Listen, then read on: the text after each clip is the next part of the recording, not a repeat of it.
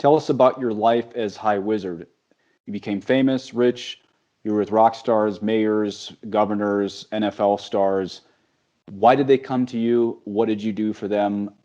And tell us about your powers in there. I was the High Wizard. I was made the High Wizard when I was 21 years old. So this was 1987. So in 1987, I was the first, when you become the High Wizard, the first year you're the High Wizard, you go to the cremation of care ceremony at Bohemian Grove.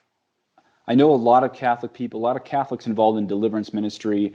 Those who studied politics know what Bohemian Grove is.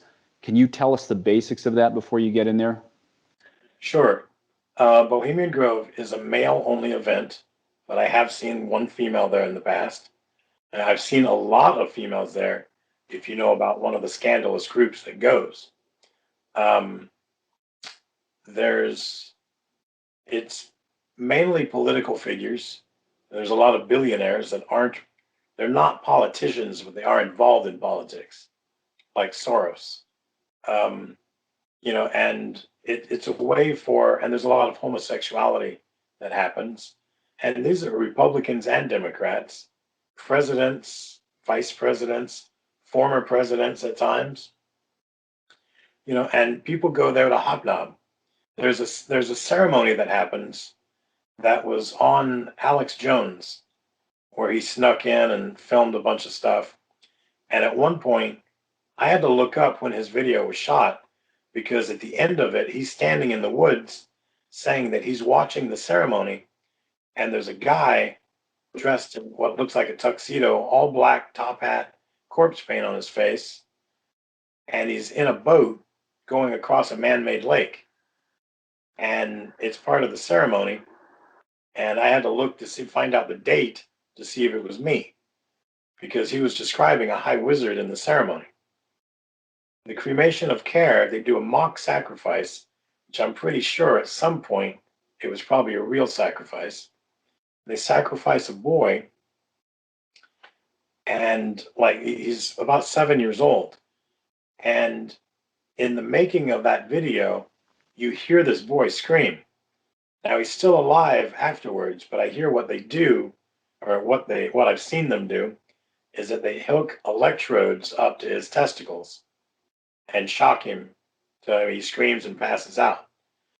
And the ceremony happens. The cremation of care is supposed to be a sacrifice of a child, and that ends. I don't know if you ever bowled. When we used to bowl and we would keep Sure. track of paper, Mm-hmm.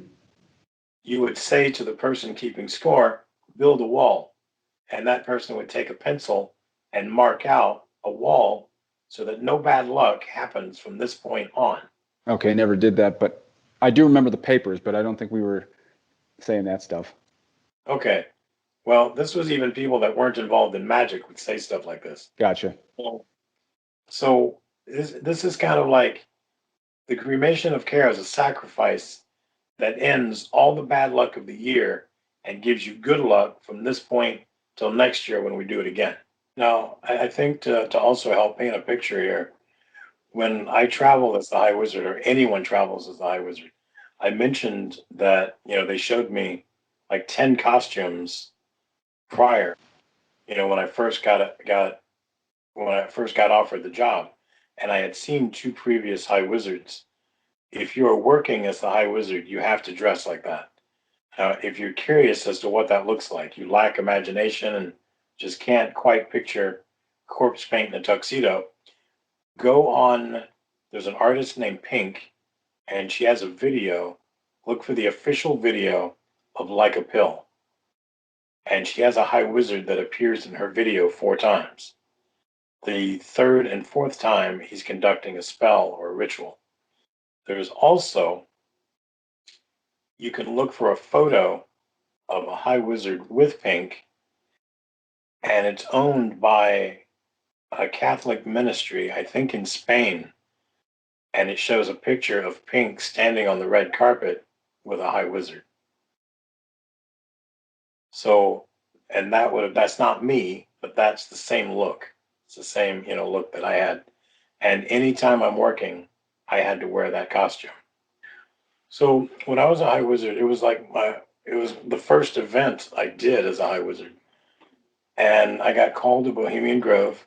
I was actually, while I went, I was told that every president except one has been put into office by the Illuminati. And I was very fascinated by that. And they told me that I would be rubbing elbows and hobnobbing with the hoi polloi and the billionaires, millionaires, kings, queens, politicians, some rock stars, gay porn stars, prostitutes, gay prostitutes, and that homosexuality is accepted there.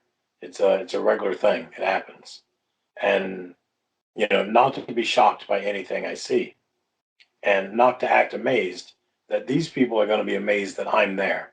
They want to see me. A lot of these people come there to see the High Wizard because back then, I mean, I hadn't started my magic as a High Wizard yet, but they were putting it out that I was going to be very successful, that they needed me. Now, what these people didn't realize is that, some of the things that I could do back then it wasn't that I was doing magic for them, because I don't do the magic spell in front of the person.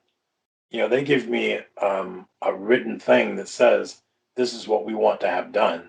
Like they've got a company that they'd like to funnel $1 billion into. How can we do that? It's like, sure, I can do a magic spell for that. But instead of actually doing the magic spell for that, I would make a couple of phone calls or I would push some paperwork through. I would do something that they don't know how to do. I know the right person to call or the right paperwork to push through. I know the proper channels to go through to get that done that they don't know. So they're thinking I was doing magic back when I wasn't. But at times I was doing magic. It just depended on what they wanted done as to what I had to do. So, like the first year I was there was 87, and the president that I saw there was Ronald Reagan. Mm. And he looked extremely uncomfortable to be there. And I walked up to him. I voted for Reagan. So I went up and I just stuck my hand out to shake his hand. And he started to shake my hand, and then he saw me and he pulled his hand back and he started leaning backwards.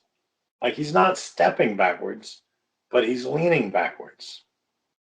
And I thought, all right, I respect that. I mean, I look pretty crazy. Right now, there's a video on YouTube that I think is just audio, but it's a phone call that Richard Nixon is having with somebody.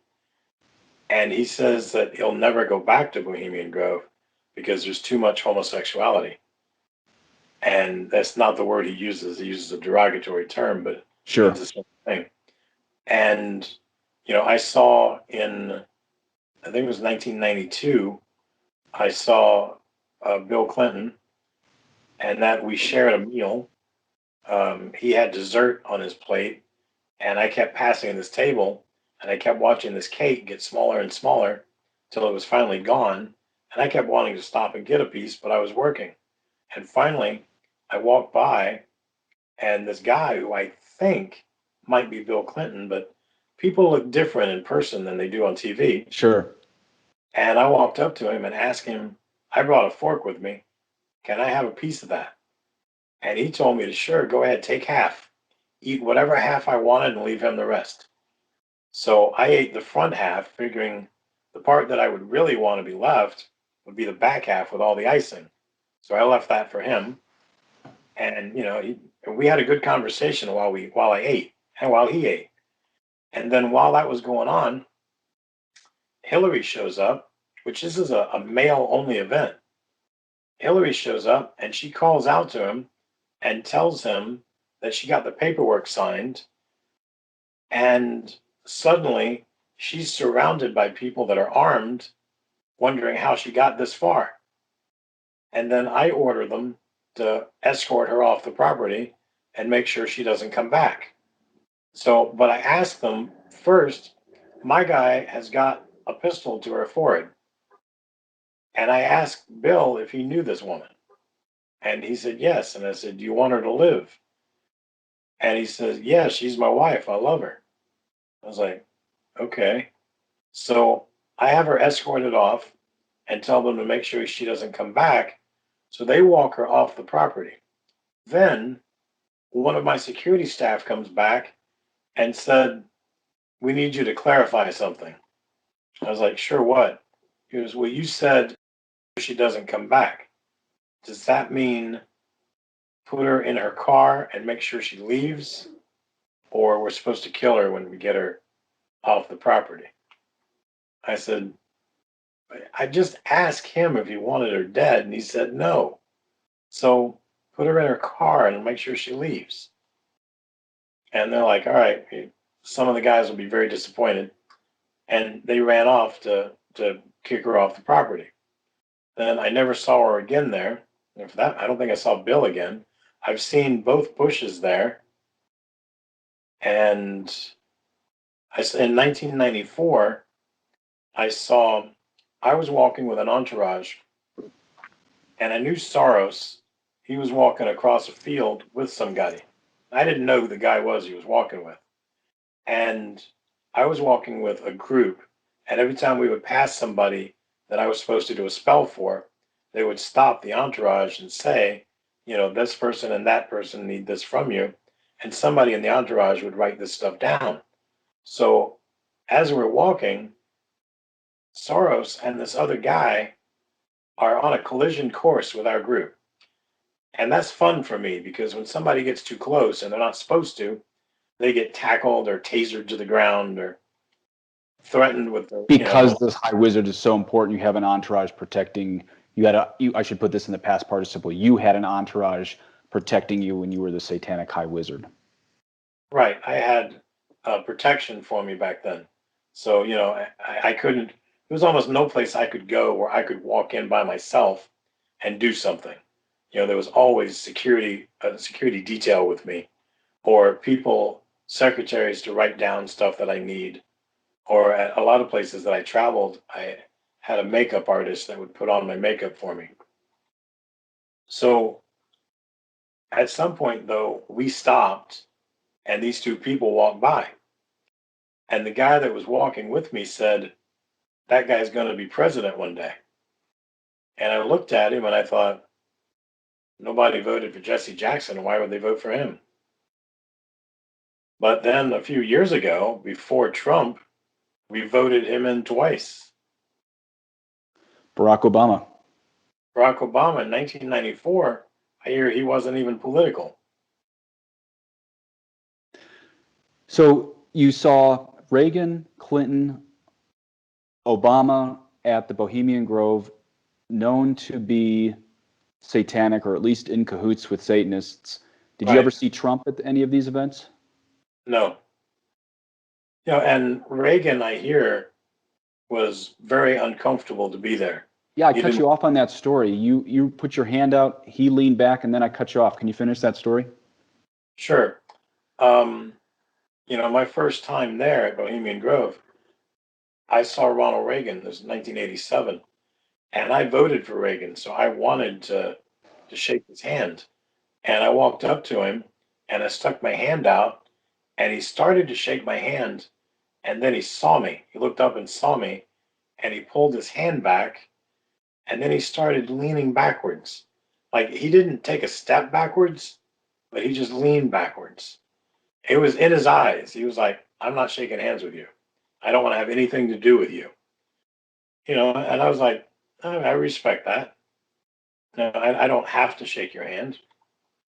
My feelings won't be hurt. So why would someone who gained all of his power through abortion vote for Ronald Reagan? I mean, I understand Reagan, some people out there believe Reagan didn't deliver what he had promised as far as the end of abortion. But why would someone like you, who got all of his power through abortion, vote for a Republican like Reagan? I was patriotic, and Reagan made me feel proud of the country. Okay. He made me happy to be American. I mean, Jimmy Carter, to me, was just like, I wasn't old enough to vote for Carter, But Carter made me ashamed to be an American. I really thought, the Cold War is going to break out in America. The Russians are going to come over, and Carter's just going to hand them the keys. Now, before we get to your involvement with Bill Gates, tell us why someone asks for a spell, what happens in it, maybe even include some theology. Why would God allow Satan to deliver on it? Well, God allows you to use your free will. If you want to use your free will to do a spell, God tells you in the Bible not to. I think in some sense of the word, that lends power to the ability to do one that God told you not to. It's like God telling you not to lie or not to murder or not to steal. Suddenly you may think about stealing something you may not have thought of before just because in the way that the Baptist preacher told you not to. It's almost like God's not giving you permission, but in some sense of the word, and I'm being very, very loose here, but it seems almost like by God saying not to, that means it's something you can do. You do have the ability to do it. Yes, my coven was paid. Now there's a rumor as to how much the actual amount was. Somebody said it was $100 million. That's the least amount. Somebody said it was $500 million, and somebody said it was $1 billion. That they wanted a spell done so that every show on TV had a homosexual character, and not just a gay character, but that he would be everybody's favorite. He would be the funniest, the wittiest, the most caring, the most endearing, the favorite uncle, a new dad, or maybe him and another dad will adopt a child. There'd be something going on where when awards are given out, they win them. When, people's choice when I did that spell, I didn't think that would really happen. When I did that spell, homosexuality was a curse. It was bad. So, Zachary, it sounds like with this much money being exchanged, you didn't actually get to see all of it immediately, but you were living large. I think you told me an $86 million mansion, you had a Lamborghini Diablo. This stuff Well, paid, again, temporarily. You lose your soul in the end if you don't repent. Thank God you repented. But with this type of money being exchanged, I don't think most listeners out there can understand the level of money and power Satan was able to give you in exchange for your soul. Again, only God owned your soul. You repented. Your will was given back to God. But at the time, you were very rich and, at least by earthly standards, very powerful. well, I think there's a couple of things that need to be explained to the listeners. One is that Satan's rich, God is wealthy. Hmm. If you don't know the difference, Michael Jordan is rich, Shaq is rich. Who signs their checks is wealthy. Hmm. Michael Jordan's worth just shy of $1 billion. Who gave him that $1 billion? That person's wealthy. So, you know, but what something to also get here is that a lot of people ask me when I escaped Satanism, why didn't I take the money? Why didn't I drive away in my Lamborghini? I didn't own my Lamborghini. I didn't own my mansion. I lived in mansions, condos, and I had a real apartment. My real apartment was mine. I lived in a part of Tallahassee, Florida called Frenchtown. It's the ghetto. I don't know if it still is. It started one block behind the governor's mansion. And that's where I lived. There's a piece of property that used to be a church. It was converted to an apartment complex, and our backyard was a cemetery. And I paid at that time, I think I paid $150 a month for my apartment. And that's back when a decent apartment would be about $600. I'm living well, I just want to set up that my mansion, my condos weren't mine. My $87 million was not mine. I had $265 in the bank most of the time. That was my money. My $87 billion looks good. When I go to a different town where I'm infiltrating someplace and the bank president sees that I'm worth $87 billion and I'm driving up in a Lamborghini Diablo, I'm important. I've got money. I've Did got you say 87 million or 87 billion? million. Okay. So 87 million, a Lamborghini Diablo, a mansion, maybe multiple places. Maybe I'm living multiple places all around the country. But if anybody came to Tallahassee, I was dressed in cut-off jeans and a Metallica t-shirt, flip-flops, and drove a Nissan Sentra and stayed in a cheap, dumpy apartment. Gotcha. It was I a job.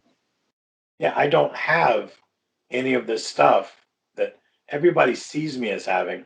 There was an album, I think there was two, came out by Guns N' Roses back in the 90s called Use Your Illusion. And that's what Satan does. He uses his illusion so that everybody sees the High Wizard and wants to be the High Wizard. Everybody wants everything the High Wizard has. Everybody looks at me or looked at me and thought, this guy's got it all. They see me with a different girl every night. They see me, and I may or may not be sleeping with them, but I want eye candy with me all the time. I want it to look like I've got everything. If you see me out in public, you might see me wearing an Armani suit. Those aren't mine either. They're custom made to my specs. But when I left Satanism, all my suits, my cars, my houses, my money, everything stayed behind. When I Okay. left, I had a Nissan Sentra and $265 and a couple of pairs of jeans and a couple of t-shirts. Mm. I don't have any of the spectacular. I don't have. Okay, you remember when I said Satan gives you this box that looks so attractive? Yes. Got neon lights and glitter and all this stuff sparkles on it. Well, if you take the lid off and look inside, you see bars of gold. But if you examine them really closely, it's like gold tinfoil covering dog crap. Don't look too deep because you'll be offended at what you see. Yep. So when I was living the life, everybody saw the box. When I left, my life was the inside of that box. Mm. It's the dog crap. It's a great description. Yeah, that's a great description. what Can you what tell us a he story? Oh, go ahead. what he demands of you and what he gives you in return is nowhere close to fair. I mean, what amount of money is your soul worth? There's no amount. There's nothing he can give you where you can go, oh yeah, it's worth it to go to hell. Let me do that. Let me sign up for that deal. That's right. But when I was the High Wizard, I wasn't sure that hell was real. When you're told that Jesus defeated the devil on the cross 2,000 years ago, and the devil is afraid of the Baptist church, but you know that you work for the devil and you're attacking all these churches and they don't have the power to stand up to you. How right are they? Is there really a hell? As a high wizard, you eventually find out there is a hell. There is How'd a you find hell. that out? How'd you find that out? They tell you. Okay. The CEO of my coven back then um, would at times get possessed by Satan himself. And when he's possessed by Satan himself, he seems fairly honest. Hmm. And he said that he would see me later in hell. Is hell empty, Zachary? No, Satan is pretty darn full. Magic spells, when you do them, there's different levels of spells. There's something, I'm sure you've heard of people giving you the evil eye. Sure. The evil eye is literally what you just heard. It's looking at somebody. With another term is calling it the stink eye. Sure. Somebody's giving you a look that's just not nice. Mm-hmm. The world of magic, if a high wizard did that to you, that'd be like equivalent to somebody spitting in your face. So not really nothing really bad happens there. You're Even not from a really high, even from a high wizard, nothing too bad happens, huh? nothing too bad happens with that. Now, a very basic spell that a high wizard would not do, but just in case somebody's wondering, like if I'm cursed or something, how do I get rid of a spell? There's a spell called a line of sight curse. And in a line of sight curse, the witch doing it has to keep you in their line of sight and do the spell while they can see you. So if somebody you know is a witch is looking at you and you see them mumbling under their breath, they're doing an incantation, or if they're doing something strange with their hands, possibly they're doing a spell, but they have to keep you in the line of sight the whole time. So if you disappear, they can't complete the curse. So if you can run away or go hide someplace, you're covered. If for whatever reason they're doing this line of sight curse and you're not in a state of grace, the curse sticks to you. But it is the only curse that if you go to confession, it wipes the curse out. So it's a very, on the one hand, it's a very lame curse because confession gets rid of it, but it's the only one that works that way. And I don't think a high wizard would do it. It wouldn't be powerful enough for him. Tell us the ones that the high wizard that you would do for somebody. So when you start going up in spells, then each level that goes up takes the almost the risk that what you're doing and then what the attack you're using goes up a notch. So like the next level up would be you shove somebody, equivalent to.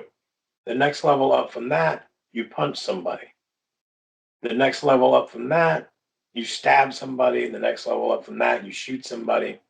When you get to a hex is the top level spell that a high wizard has.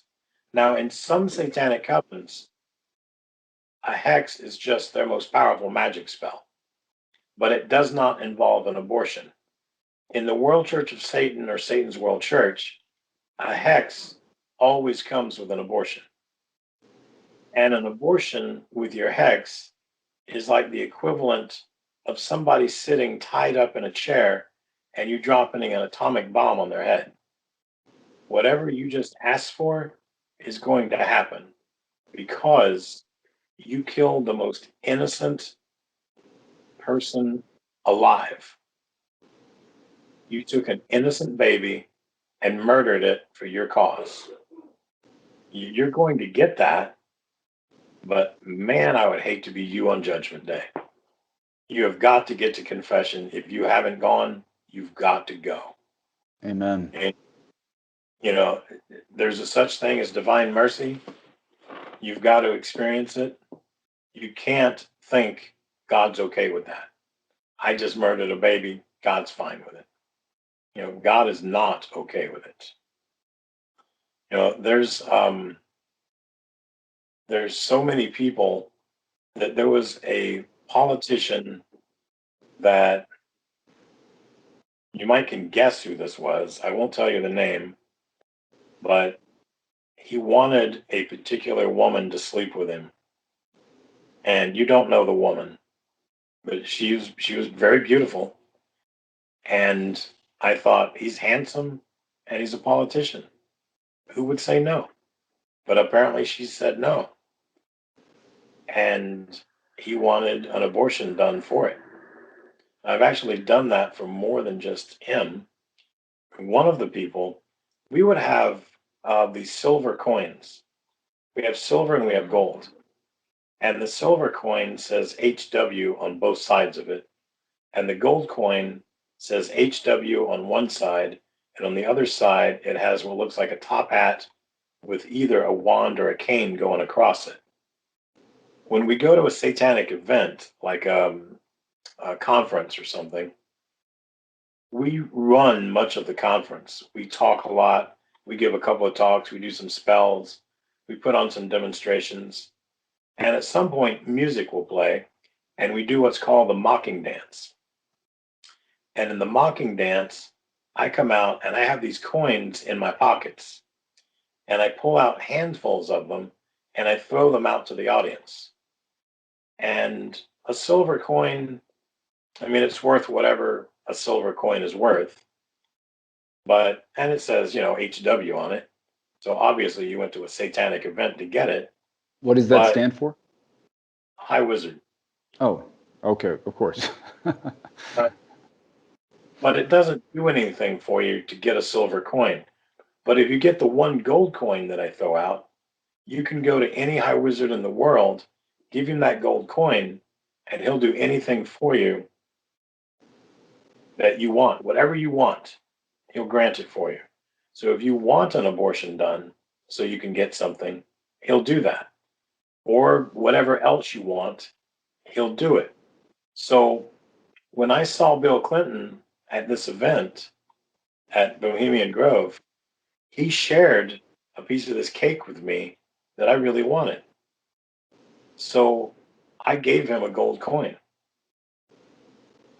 And he eventually gave that gold coin to somebody so that he could have sex with a woman. And imagine being able to get anything you want with this gold coin, and that's what you traded it on. You, as the High Wizard, I mean, that just seemed like such a waste to me. Anything people would ask for a better car, to be cured from cancer, for 100 acres of property because it borderlines something that they want. They want it in a place that some places like amazing, and they want to own that property. Mm-hmm. Or anything that you can think of that you can buy, or even something that you can't buy, something that you could attain, but you don't have the wherewithal to get it. That's what that gold coin is for. So, Zachary, this is a really great segue into Bill Gates and the Brandenburg Group or Bilderberg Group. Can you tell us about your involvement with them? Why would they want a satanic high wizard? What was your job? What's the job of other satanic high wizards? Tell us about your involvement. I think it was early 90s in Munich when we were talking on the phone the other day. Yes. So, like I said, I was at Bohemian Grove. I worked with a few governmental groups, and one of them was the Bilderberg Group. They were named after the Bilderberg Hotel. That was the first place they ever met. And this is going to be a room of billionaires and politicians, but people that not just are billionaires and politicians, but people that are truly out to rule the world. People that want the New World Order, and people that want to orchestrate what happens with the New World Order, when it happens, and trying to get their favorite politicians voted in. If you'll recall, now a lot of people did not see this, and I've looked for it since then, and it's like the internet was scrubbed. So I don't know where it is now. But in 2016, Trump said that Hillary worked for the Illuminati. That used to be online. I saw that the day it happened. I saw him say it. Mm. And so, I mean, he brought the Illuminati into the forefront, and spoke out against somebody. I'm pretty certain that Hillary was supposed to be the president, but we got blessed with a Jubilee year of divine mercy, and we got Trump instead. I'm really hoping that happens. I know this isn't the Jubilee year of mercy anymore, but I'm hoping that something merciful takes place, or we're going to be pretty darn doomed having Biden in there. A lot of people out there either don't know what the Illuminati is, or they were taught it's a conspiracy theory. Can you tell us what that is? It's more of a conspiracy fact. It's a group of people. A lot of them were born into it. It's like they have bloodlines that are Illuminati, like the Rothschilds or the Kennedys. And it's a group of people that pull the necessary levers or push the necessary buttons to make things happen all around the world, so that not just presidents get elected or kings or queens get put into power, but world events take place. Planes fall, places get destroyed, bombs go off, people get assassinated, they're very much in control of what happens. I mean, there's some stuff, like I said, I think Hillary was supposed to be the president, and we were shown divine mercy that year and got Trump instead. But, think about all the abortions that have taken place because of Obama, Hmm. the most abortion friendly president we've ever had. And I would like to think that no Catholic did that, but 40% of his voters were Catholic. Unbelievable. And that's like, as my one of my former priests said, 40% of the stupid Catholics. It's like people don't understand. Just because you're not committing the abortion, everybody that works in the abortion clinic is culpable for that dead baby. So if you're the receptionist, if you're the counselor, if you're the security guard, whatever your job is there, you're responsible for every dead baby. That's You right. know who's also responsible? The president that said it was okay to have a late term abortion or that said it was okay to have any abortion. And you know who else would be culpable? The person that voted in that politician. That's Planned right. Parenthood, they do 1.3 million dead babies every year. So if you voted for Barack Obama 2 terms in a row, you're responsible for 1.3 million babies times 8 at Mm. least. So let That's me a get lot this of. straight. Your involvement as a satanic high wizard in groups like the Brandenburg Group or at least Bohemian Grove, you were in cahoots as a high wizard of the Satanic Church with the likes of the Clintons, Obamas. We're going to get to Gates in a minute, but you never saw Donald Trump at any of these events. No, I never saw Donald Trump there. Tell us about Gates. I would go to these Bilderberg meetings. Now, I didn't go to every single Bilderberg meeting. I did go to Bohemian Grove from 87 to 98. So that was I was a major staple there, as my magic was 91% accurate and I was pretty popular. Bilderberg, when you walk into a Bilderberg meeting, everybody there has got an ego the size of the building you're in. I as well had that same ego. Mm-hmm. I'm dressed as the High Wizard every place I go at that time.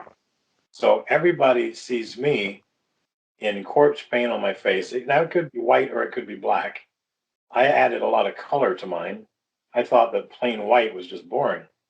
And then the tuxedo, my tuxedo was generally an 1800s type tuxedo. I like the older model, older style.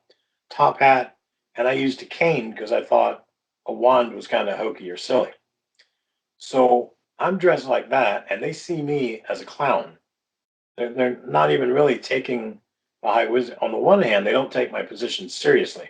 On the other hand, they want the powers that I can give them. They want the deals I could do. They wanted, you know, these people are trying to broker a $25 billion deal or a Billion, billion, as in beta. right? They want something that is, somebody that wants $1 million deal has no place being there. Mm-hmm. You're not asking for enough. Yes. Like somebody asked me, so can I get like a $10 million deal? And I said, you're boring. And I stood up and walked away. You know, I don't want to do something like that. I wanted to do something where what I did made a difference. Now, in spell work, when you do any spell as a high wizard, you have 90 days for that spell to come true. If it does not come true in 90 days, it goes against you that you didn't have it, it didn't work for you. Now, that's even if it works on day number 91, you are still considered a failure. So you don't get credit for it. Now, the only way that it does work, other than 90 days, is let's say that I did the spell back in the day for every show to have a gay character. Well, that's supposed to take place starting in 20 years. You get credit for all those spells because it's not fair that that count against you just because it's set in the future sometime. So you get automatic credit for anything that you do that's deep in the future that you can't obviously prove in 90 days. So if somebody wants something and they tell you, I want it to happen in 100 days, you get credit for it because they set it for in the future. So even if it doesn't come true in 100 days, you still got credit. So I know that I'm going to if I've got to do stuff that's going to, you want $100 billion deal, I've got to do an abortion,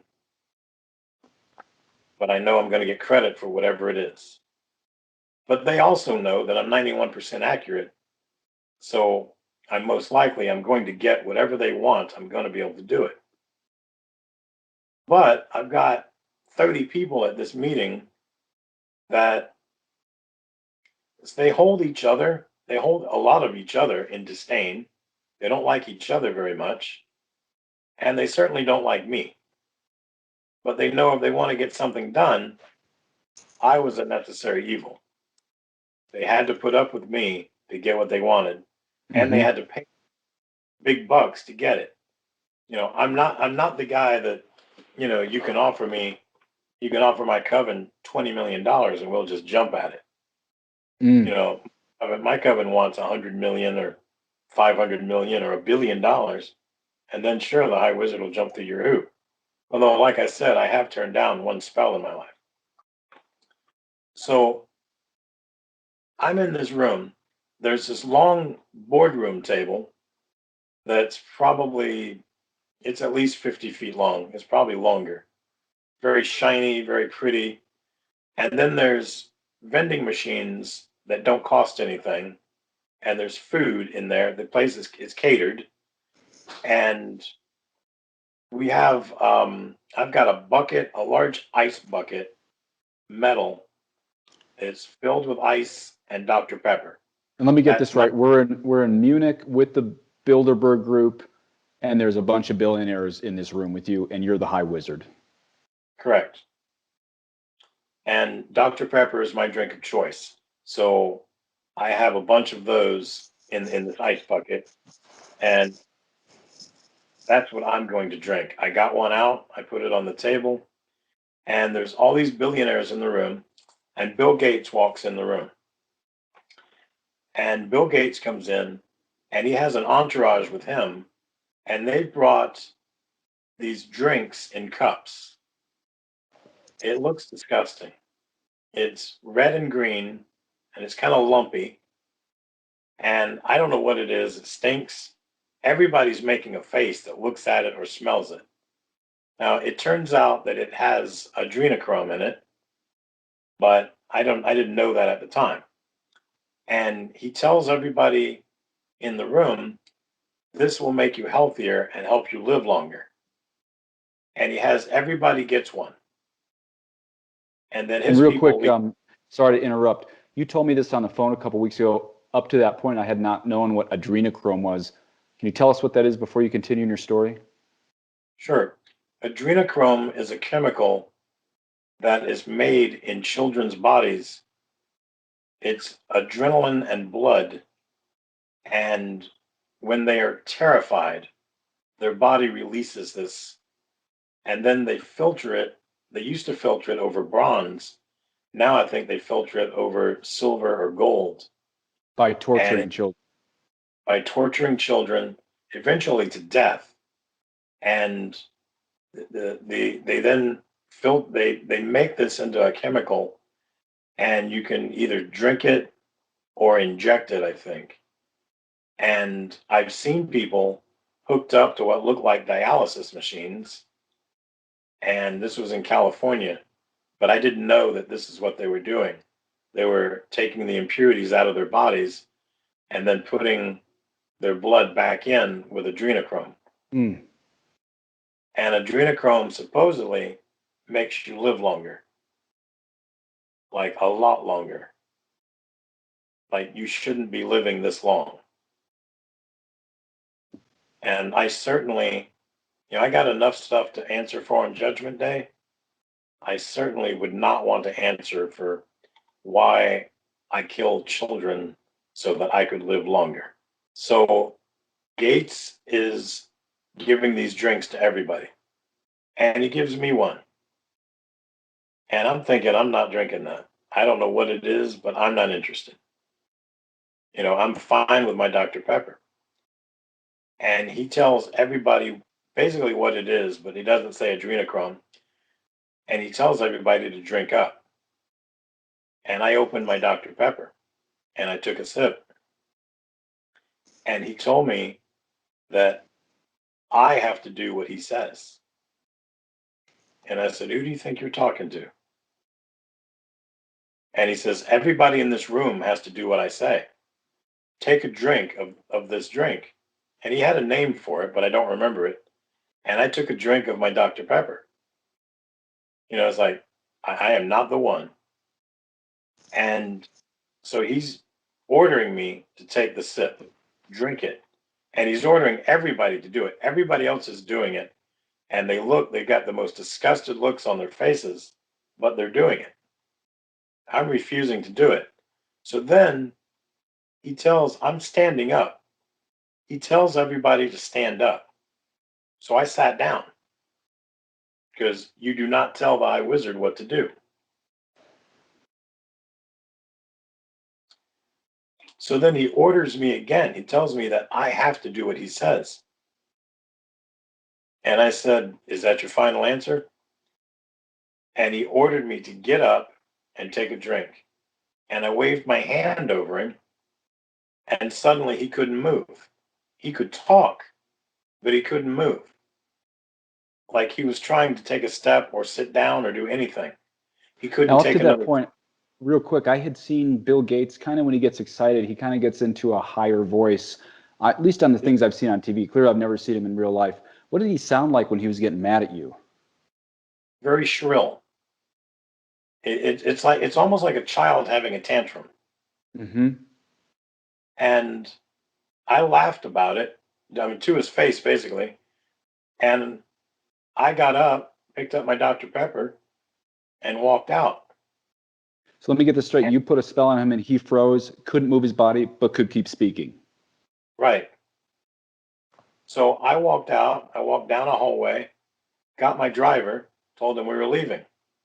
And, he was saying, I thought this event lasted a few more days. I said, it does. I'm leaving for the night.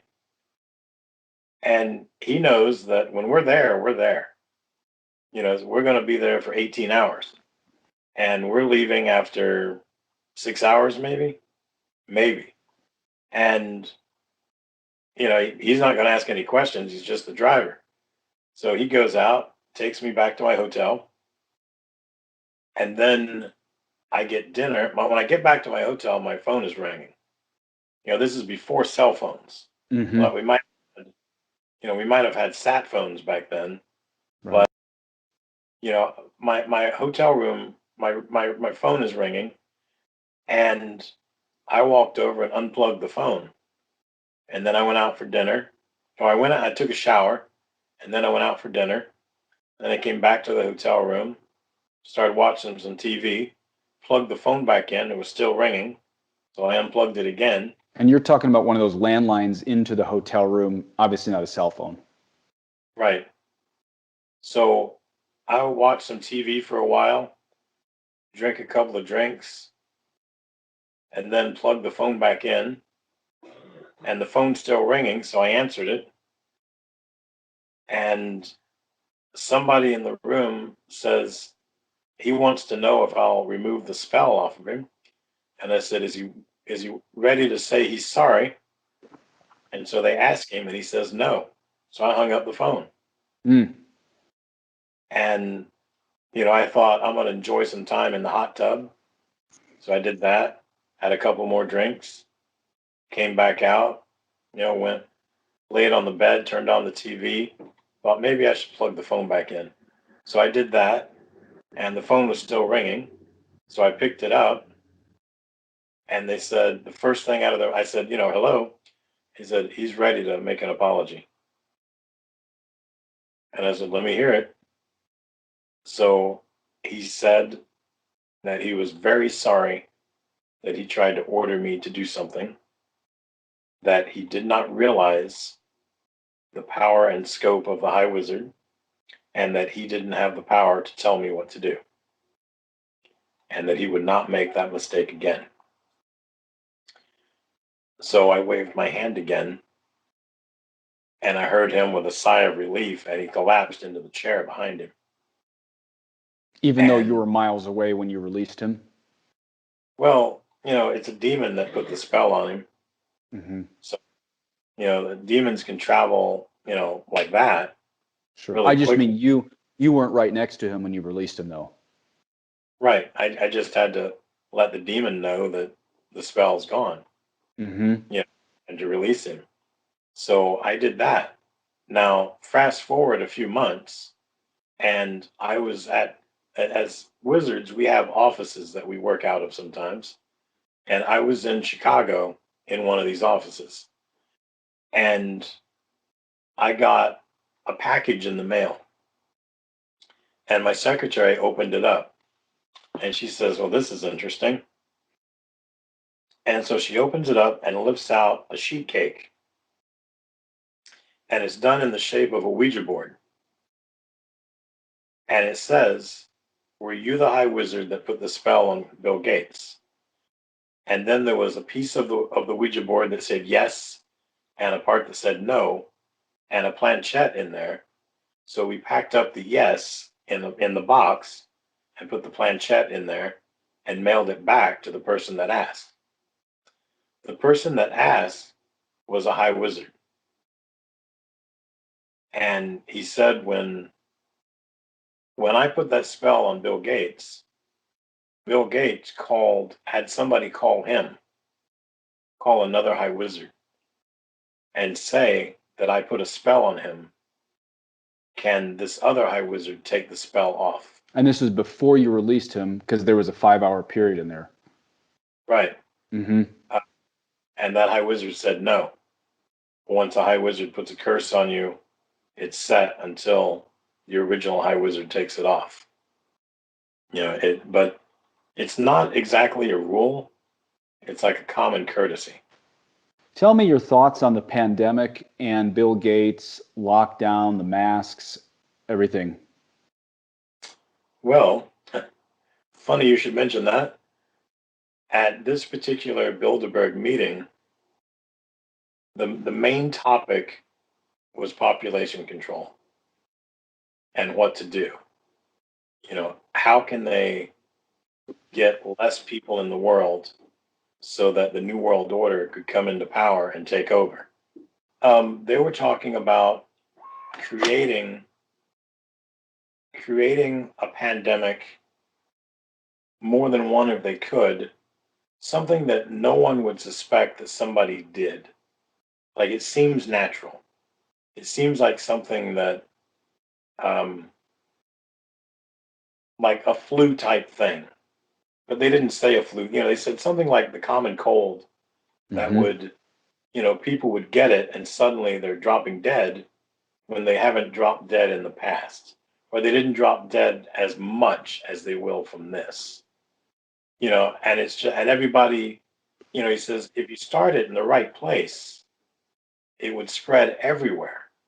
He said, yeah, there are some places like, if you put it in Trinidad, for example, you might have 5,000 people die.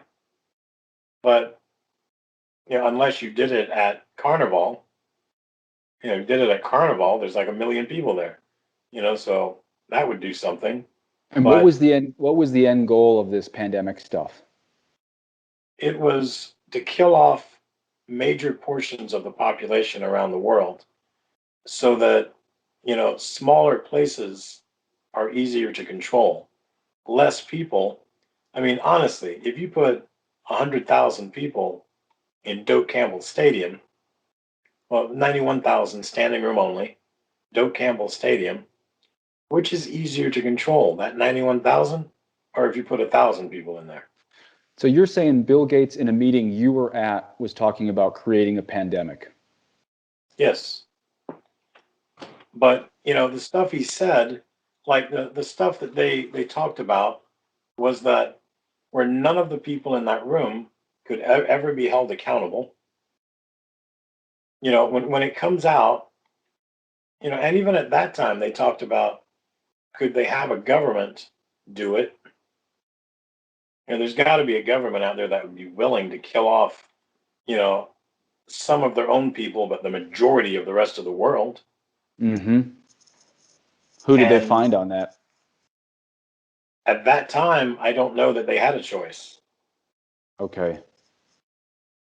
The Cold War had just ended, so they probably weren't looking at Russia anymore.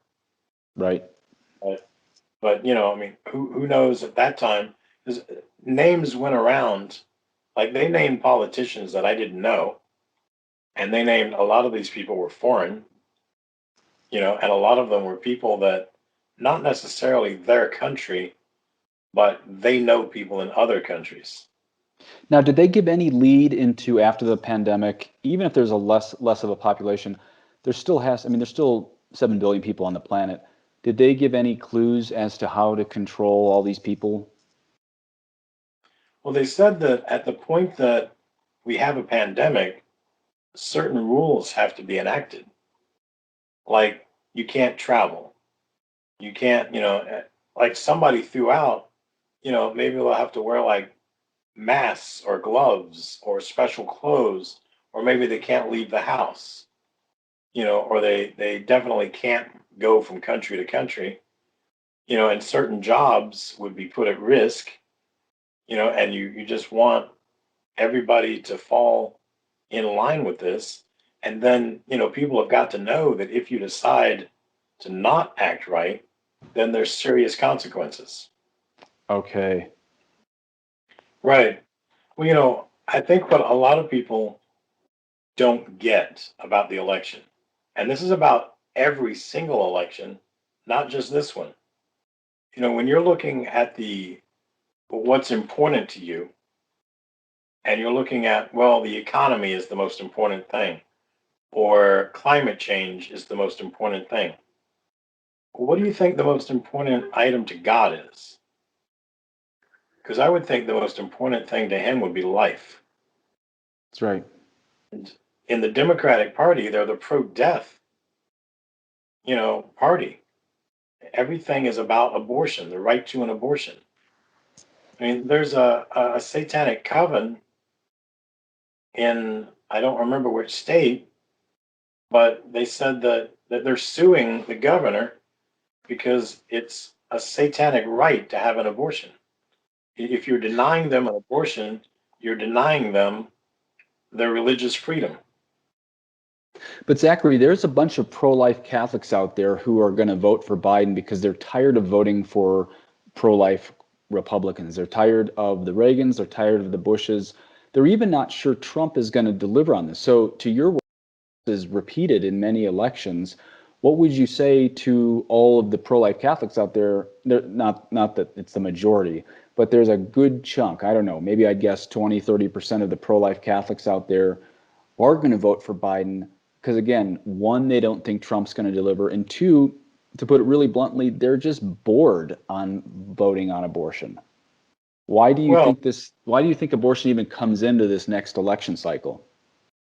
I think there's a couple of things. One, at what point, when we've got something important to pray for, at what point do we stop praying for it? Like your mother's dying of cancer. How long do you pray for her to live or get better or not be as bad before you give up? Right. Because even when she dies, you need to pray for her soul. So at what point do you say, hey, Mom, I've prayed for you for 3 years and you haven't gotten better. So screw you. I'm not Mm-hmm. praying for you anymore. Right. You don't stop praying for things. You don't stop the battle. You don't give up. You know, even if you lost 100 battles in a row, That's you right. don't give up the war. Because without the right to life, there is no other rights. That is correct. And like, we had a conversation a few weeks ago, and you brought up that the people that hate Trump seem to hate Jesus. It seems to And be a I, one-to-one correlation on 7 continents. It's not just in the United States. And look, if I were made Pope and he died, I wouldn't canonize him. I certainly don't think he's the second Messiah by any means. He's probably not even living in sanctifying grace. However, the one reason I stay in Trump's corner is because everyone on the planet who has a voracious hatred of Christ, all those same people have a voracious hatred of Trump. That's how I know God has chosen him, maybe not for a supernatural mission, but for a natural mission that hopefully, God willing, via his conversion, will become a supernatural mission. But it's his enemies that keep me so far. It's his enemies that keep me behind him more than his friends. Because it's uncanny, it's preternatural, and it's disproportionate if demons aren't involved. well, I didn't know. There was a lot of political figures that I didn't know when I was Eye Wizard. If I saw you at Bohemian Grove and you had been the mayor or even a governor of any state, I wouldn't have known. Senator. I had to be introduced to people to know who they were. And even once I've met you one time, you realize how many people I was meeting every day and every year. And in the course of 12 years, my gosh, it's like an unbelievable number of people. So it's not like I'm going to remember you if I met you once, unless you're Bill Clinton, Hillary Clinton, Ronald Reagan. You've got to be a huge name and on TV every day for me to know who you are. So I kind of think I might have met Biden, but I don't know. I don't Mm-hmm. remember it. He's I not a don't very remember. memorable person. He's not. I met Walter Mondale, but just because he was there, he didn't want anything from me. Did And most of the people who meet you, like governors, senators, mayors of big cities, did they like to shake your hand because you were just the weird 6'6" guy in a top hat with it was just a costume party? Or did most of these people know you delivered the goods from Satan? it depends on who you are. I mean, some people knew exactly what I was, and some of those people shook my hand, and some did not. And then other people, some people just want to shake hands because I was a mover and a shaker, and knowing me couldn't do anything but help you in their mind. Sure. They Right. may approve of how I got my methods done. You know, somebody might be against abortion, but they were willing to come to me to get something done, even though I might do an abortion, Incredible. because they would still, the ends justifies the means.